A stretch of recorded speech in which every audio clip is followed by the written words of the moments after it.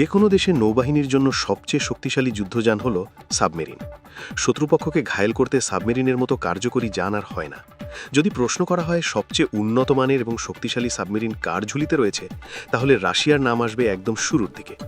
মার্কিন যুক্তরাষ্ট্র সর্বোচ্চ সংখ্যক পারমাণবিক শক্তিশালী সাবমেরিনের অধিকারী হওয়া সত্ত্বেও রুশ সাবমেরিনকে জমের মতো ভয় পায়। দেশটি জলপথের আক্রমণে রাশিয়ার সাবমেরিন দেখে রীতিমতো ভয়ে কাঁপে ওয়াশিংটন, কারণ বিশ্বের সেরা 10টি সাবমেরিনের মধ্যে 7টি রাশিয়ার নৌবাহিনীর দখলে।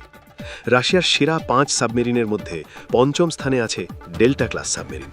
1976 সালে ডেল্টা ক্লাসের প্রথম সাবমেরিনটি অনুমোদন পায়। বিশ্বের চতুর্থ বৃহত্তম এই সাবমেরিনটি মূলত ব্যালিস্টিক মিসাইল সাবমেরিন ক্লাস হিসেবে সুপরিচিত।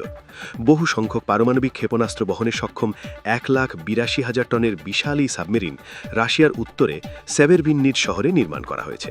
এই সাবমেরিনটির দৈর্ঘ্য প্রায় 167 মিটার, প্রস্থ প্রায় 12.5 মিটার, উচ্চতা প্রায় 88 মিটার। পানিতে নিমজ্জিত অবস্থায় এটি ঘণ্টায় 445 কিলোমিটার গতিবেগে চলে। রাশিয়া 1970-এর দশকে ক্লাস সাবমেরিন বানানোর পরিকল্পনা করে, যা 1980-র দশকে বাস্তবায়ন করতে সক্ষম হয়। 19,400 টনের অস্কার ক্লাস সাবমেরিনটি একটি নিউক্লিয়ার ক্রুজ মিসাইল সাবমেরিন, যেটি বর্তমানে বিশ্বের পঞ্চম বৃহত্তম সাবমেরিন। এই সাবমেরিনটির দৈর্ঘ্য 155 মিটার এবং প্রস্থে প্রায় 18 মিটার। পানিতে ভাসমান অবস্থায় এটি ঘণ্টায় 28 কিলোমিটার অতিক্রম করলেও পানিতে নিমজ্জিত অবস্থায় এর গতিবেগ ঘণ্টায় 56 কিলোমিটার।